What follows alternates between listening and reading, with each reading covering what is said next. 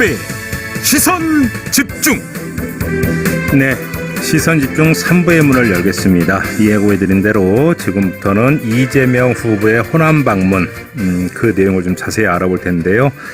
호남 방문 함께했던 분입니다. 민형배 더불어민주당 의원 전화로 만나보겠습니다. 나와 계시죠?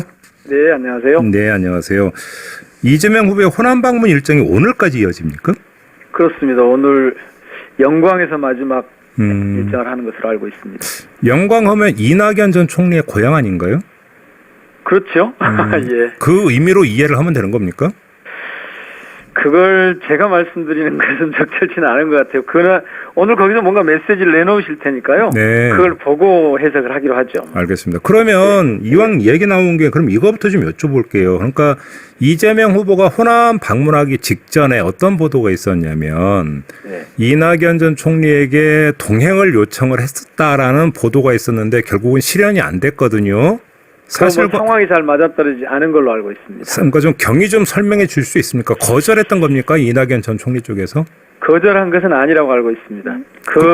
그보다 더 내막을 제가 말씀드린 건 적절치 않을 것 같습니다. 아니 잠깐만요. 동행은 안 했는데 거절은 아니라면 이걸 어떻게 예, 이해를? 다른 그 일정이 예. 잡혀 있어서 예. 또 이제 일정이라는 게 아시는 것처럼 이렇게 닥쳐서 정리하는 경우가 많잖아요. 그걸 또 좀 보완해 붙이고 이런 경우가 많은데 그 조율할 시간이 좀 부족했던 것 같습니다. 아, 그러면 이낙연 전 총리는 뭐 그 다른 쪽 방문 일정이 일찌감치 잡혀 있었다 이런 예, 이야기인가요? 예. 혹시 오늘 영광에서 깜짝 등장하는 건 아닙니까? 그것도 제가 계획되어 있는지 알 수 없습니다. 그런가요? 예. 알겠습니다. 아무튼 호남 방문 좀 그 현장 분위기는 어땠다고 자평을 하십니까? 그냥 이제 제가 지난번에 경선 때도 한번 그 동행을 해봤고요. 어제도 네. 동행을 하루 이렇게 해봤는데, DJ 노무현 이후에 가장 뜨겁다 이렇게들 말씀을 하시고, 현재 언론들은 네. 김대중 때보다 더 뜨거운 열기 이렇게 제목을 뽑더라고요. 근데 네. 제가 이제 거기서 구청장을 했잖아요. 그래서 네. 거기 시장 이렇게 방문할 때 봤는데, 저는 처음 봤어요, 정말. 특히 연세가 드신 어머니들, 네. 이 어머니들이 막 부둥켜 안고 울고 그리고 꼭 대통령이 되라고 이렇게 응원하고 이러시는 거 보니까 전에 제가 지금 대통령 문재인 후보 때도 같이 가보고 그랬을 거 아닙니까? 네. 이게 뭐지? 저도 좀 해석이 필요할 정도로 그렇게 뜨거웠습니다. 예. 그런데 그 현장 분위기는 좀 뜨겁다고 말씀을 해 주셨는데 여론조사 결과만 놓고 보면 예. 호남에서 이재명 후보 지지율이 그렇게 압도적이지는 않거든요. 그럼 이건 어떻게 해석을 해야 되는 겁니까? 그래서 지금 호남에 공을 들이는 거죠. 네. 그러니까 아직 조금 전에 이낙연 전 후보의 이 말씀을 이렇게 하셨는데 네. 그런 게 지금 오고 있는 분위기예요. 그러니까 어제 이제 선대에도 보니까 이낙연 또 정세균 후보 쪽에 경선 때 핵심적으로 활동했던 분들이 네. 다 함께 오셨더라고요. 그리고 지역의 분위기도 이낙연 후보나 정세균 후보 지지했던 분들이 옮겨오고 있다. 그래서 충분히 그런 분위기가 앞으로도 고조될 거다. 저는 그것의 선행지수 지표 같은 것을 어제 그런 분위기가 연출된 거 아닌가 생각합니다. 그거 누가 뭐 그렇게 하자고 하지도 않았을 거 아닙니까? 근데 경선이 끝난 지가 한참 됐는데 아직도 오고 있습니까? 호남 분들의 반응이라는 게 네. 그렇게 간단하지 않습니다. 그러니까 무슨 지역적인 혹은 뭐 이런저런 그냥 흐름들을 이렇게 보면서 정확하게 보시는 거지 이걸 뭐 금방 이랬으니까 금방 이렇게 하고 이런 건 아니죠. 그러면 한번 거꾸로 질문을 드려볼게요. 그러니까 네. 그 호남 민심 중에서 아직은 약간 저하는 마음이 있다면 그런 마음의 그 이유는 뭐라고 분석을 하세요? 확신이겠죠. 그런데 지금 이 말씀은 조금 좀 잘 봐야 되는데요. 지금 대통령인 문재인 후보 시절 2017년 선거 때 네. 광주 전남의 지지율이 60% 안팎이었어요. 61.1, 59.9 이랬거든요. 네. 그런데 현재 이재명 후보의 다자구도에서의 지지율이 70% 안팎이에요. 네.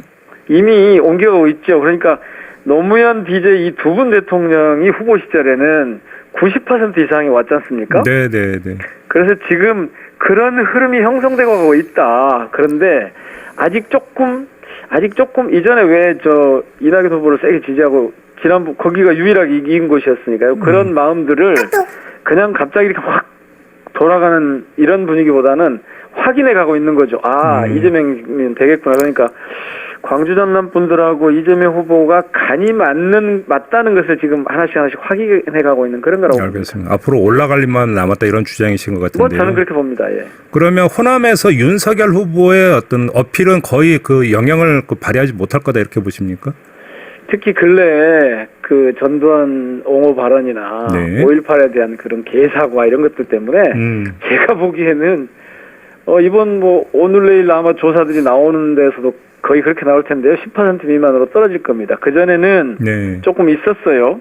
예. 뭐 한 10몇 프로 이렇게 나오고 그러던데 예. 저는 시간이 갈수록 더 축소될 거라고 봅니다. 지지가. 완전히 그러니까 등 돌렸다 이렇게 보시는 겁니까? 그러니까 이런 거거든요. 호남 분들이 전략적 선택을 한다는 것은 그가 이 시대에 대한민국의 리더로서 적합한 사람이 누구인지, 그가 자질을 갖췄는지, 그가 이 나라를 그렇게 끌고 갈 수 있을지 이런 것들을 보는 거지. 그런 데서 보면 이 구분이 지금 하나씩 되어가고 있는 과정이라고 저는 봐요. 그래요. 예. 어제 안철수 대표가 또 광주를 방문했던데 안철수 요인은 그렇게 큰 요인은 아니라고 보십니까? 보이지 않았습니다, 어제. 보기는 했지만 관심사에 범위 안에 들어오지 않았다는 말씀. 사람들 눈에 들어오지 않았다. 아예 관심도 없었다 이런 말씀이신 거예요? 거의 관심이 없었다 보시면 될 겁니다. 알겠습니다. 아무튼 어제 광주 선대위 출범식이 있었는데 광주시당 위원장을 맡고 있는 송갑석 의원을 제외하고는 전부 청년으로 앉혔던데요. 뭐 특별한 이유가 뭘까요? 그게 광주의 시도죠. 그리고 그것이 전국적으로 좀 확산되기를 바라는 거죠. 네. 지금 어쨌든 세대로 보면 가장 아픔을 겪고 있는, 그러니까 이 시대의 모순이 응축돼서 나타나고 있는 게 청년 세대잖아요. 네. 그런데 자꾸 이 청년을 그동안 정책의 대상화했던 거예요. 그렇죠. 선거 과정에서 특히 그랬죠. 예. 그래서 이런 것들을 어디서부터 풀어볼까. 첫 선대위 출범을 하는 광주에서부터 한번 풀어보자라고 하는 그런 전략적 그 접근이 있었다고 보시면 될 것 같습니다. 그리고 그 모양이 아주 좋았습니다. 어제 보니까 그 2030들이 실질적으로 주도를 해가는. 그래서 이제 처음 그 제안이 나왔을 때 저희 의원들이 한 사람도 예의 없이 오케이 아주 좋다 그렇게 가보자 이렇게 이제 동의를 한 거죠. 네. 저는 그것이 지금 이 선거 국면에서 또 이 시대 상황에서 그 던지는 메시지가 분명히 있다고 봅니다. 어제 이제 가장 눈길을 사로잡았던 사람은 18세 고교생 선대위원장 아닙니까?